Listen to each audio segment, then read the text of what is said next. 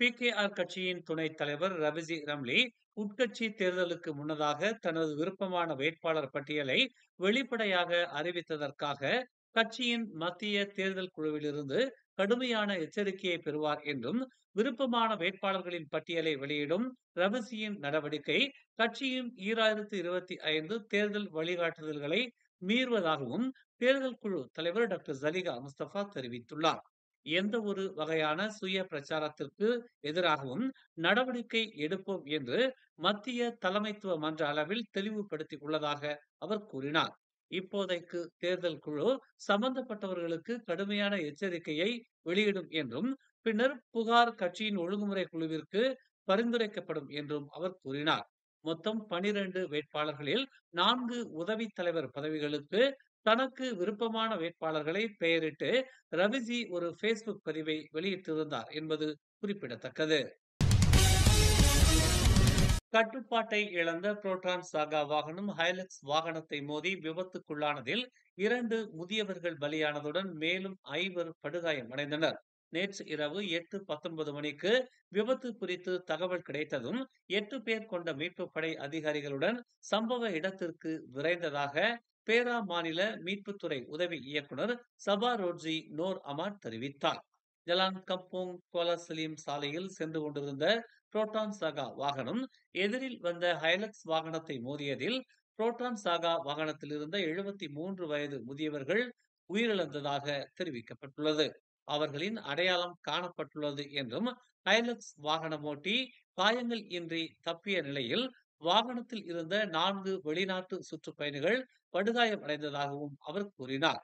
சிகிச்சைக்காக slim river அரசு மருத்துவமனைக்கு அவர்கள் கொண்டு செல்லப்பட்டுள்ளதாகவும் சபா ரோட்ஜி நோர் அமாட் தெரிவித்தார். நடுத்தர நிலையில் இருந்து நாட்டை உயர் வருமான நிலைக்கு கொண்டு செல்வது பரிகாத்தான் நேஷனல் அரசாங்கத்தின் பொருளாதார கொள்கையின் மையமாக இருக்கும் என்று எதிர்க்கட்சி தலைவர் ஹம்சா ஜைனுddin தெரிவித்துள்ளார். நமது பொருளாதாரத்தின் தற்போதைய நிலையை கருத்தில் கொண்டு மலேசியா இனி மெத்தனமாக இருக்க முடியாது என்று வெர்சாத்து துணைத் தலைவருமான அவர் தெரிவித்தார். பொருளாதாரத்தை மீட்டெடுக்கவும் புத்திசாலித்தனமாகவும் வேகமாகவும் சமமாகவும் முன்னேறவும் இதுவே தக்க நேரம் என்று சிங்கப்பூரில் நடைபெற்ற ஒரு நிகழ்வில் அவர் தெரிவித்தார். கட்டமைப்பும் சீர்திருத்தத்திற்கான விருப்பமும் திறனும் நமக்கு இருந்தால் மலேசியாவை பொறுத்தவரை ஒரு துடிப்பான பொருளாதார சூழலை அடைய முடியும் என்று அவர் தெரிவித்தார். நாட்டின் கடனை அதிகமாக சார்ந்திருப்பதை குறைக்க பரிகாத்தான் நேஷனல் நிதி கட்டமைப்பை உறுதி செய்யும் என்று அவர் விளக்கினார். வருவாய் தளத்தை விரிவுபடுத்த அரசாங்கம் புதுப்பிக்கத்தக்க எரிசக்தி மற்றும் அரிய மண் போன்ற முக்கியமான தாதுக்கள், புதிய மற்றும் நிலையான செல்வ ஆதாரங்களை பயன்படுத்திக் கொள்ள வேண்டும் என்று அவர் வலியுறுத்தினார். தரமான முதலீடுகளை ஈர்ப்பதற்கும் மலேசியாவை உலக அளவில் போட்டித்தன்மை வாய்ந்ததாக மாற்றுவதற்கும் முதலீட்டாளர்களின் நம்பிக்கையை மேம்படுத்த வெளிப்படைத்தன்மை மற்றும் செயல்திறனை மேம்படுத்தவும் நடவடிக்கைகள் எடுக்கப்படும் என்று முன்னாள் அமைச்சருமான அவர் கூறினார்.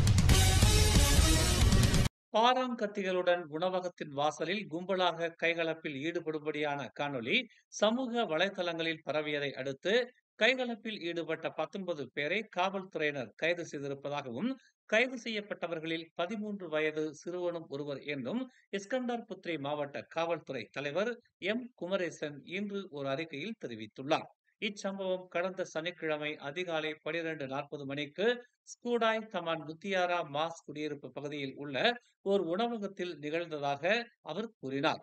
சம்பவம் நிகழ்ந்த அதே நாள் மாலை 4 மணிக்கு சம்பந்தப்பட்டவர்களை அடையாளம் கண்டதாகவும், ஞாயிற்றுக்கிழமை கைகலப்பில் ஈடுபட்டதாக நம்பப்படும் 19 பேரையும் காவல்துறையினர் கைது செய்ததாகவும் அவர் தெரிவித்தார்.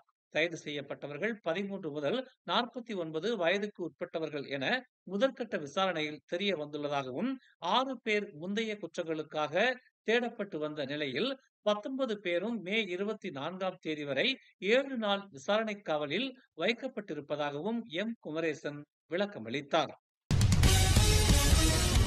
2025, 2028 பதவி காலத்திற்கான 75 நிர்வாகிகளை தேர்ந்தெடுப்பதற்காக நாளை வெள்ளிக்கிழமை மொத்தம் 32,030 பிரதிநிதிகள் வாக்களிப்பார்கள் என்று பிகேஆர் மத்திய தேர்தல் குழு தலைவர் டத்தஸ்ரீ டாக்டர் ஜலிகா முஸ்தபா தெரிவித்துள்ளார்.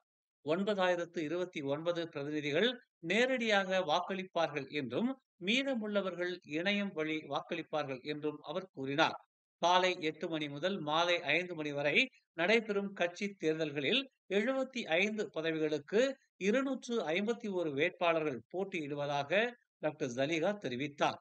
ஜொகூரில் 2 வாக்களிப்பு மையங்கள் உள்ளன. மேலும் சபா மற்றும் சரவாக்கிலும் 2 வாக்களிப்பு மையங்கள் உள்ளன என்று இன்று நடைபெற்ற சிறப்பு ஊடக சந்திப்பின் போது ஜலீகா இதனை தெரிவித்தார். வேட்பாளர்களில் மத்திய தலைமைத்துவத்துக்கு 104 வேட்பாளர்களும், இளைஞர் பிரிவுக்கு 85 வேட்பாளர்களும், மகளிர் பிரிவுக்கு 62 வேட்பாளர்களும் வேட்புமனு தாக்கல் செய்துள்ளதாக டாக்டர் ஜலீகா கூறினார். வேட்பாளர்களின் பிரச்சாரம் குறித்து கேள்விக்கு வாக்களிப்பு மையங்களில் சில பிரச்சார பதாகைகளை அகற்றுவது உட்பட எச்சரிக்கைகளும் விடுக்கப்பட்டுள்ளதாக அவர் கூறினார்.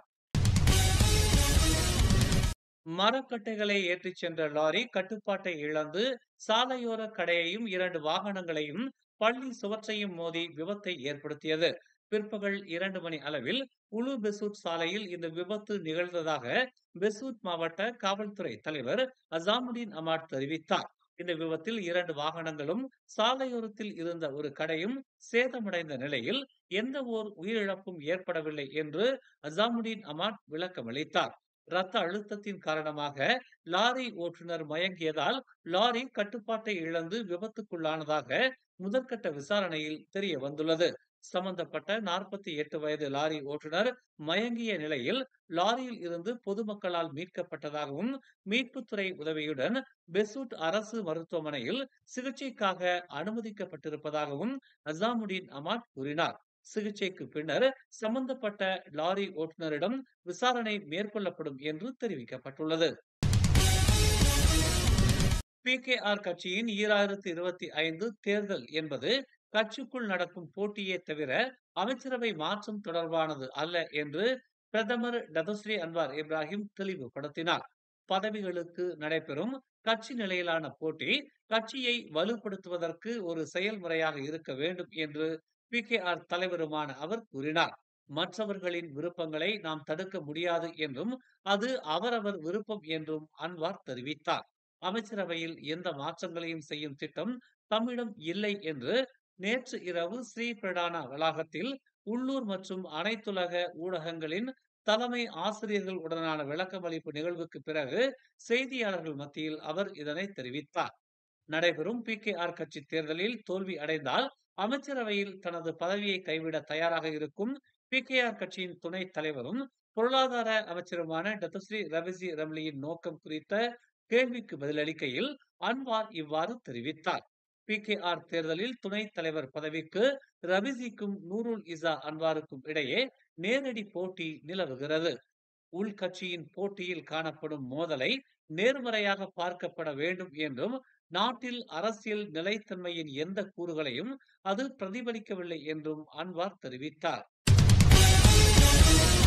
மே 23ஆம் தேதி பிறந்த நாளை கொண்டாடும் மக்கள் சேவகர் பினாங்கு மாநில சுற்றுச்சூழல் வீடமைப்பு ஆட்சிக்குழு உறுப்பினர் டத்தோஸ்ரீ சுந்தர் ராஜு அவர்களுக்கு இனிய பிறந்த நாள் வாழ்த்துக்களை பினாங்கு வாழ் மக்கள் தெரிவித்துக் கொள்கின்றனர்.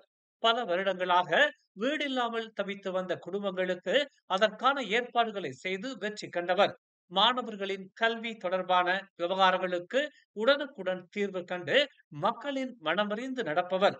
இன்முகத்தோடு எந்த நேரத்திலும் மக்களின் குரலுக்கு செவிசாய்க்கும் பினாங்கு மக்களின் பேரன்புக்குரிய தலைவர் ஐயா டத்தோஸ்ரீ சுந்தர்ராஜு அவர்கள் நீடித்த ஆரோக்கியத்தோடு தொடர்ந்து மக்கள் பணியாற்ற வேண்டும் என எல்லாம் வல்ல இறைவனை பிரார்த்திப்பதாக பினாங்கு வாழ் மக்கள் பிறந்த நாள் வாழ்த்துக்களை தெரிவித்துள்ளனர்.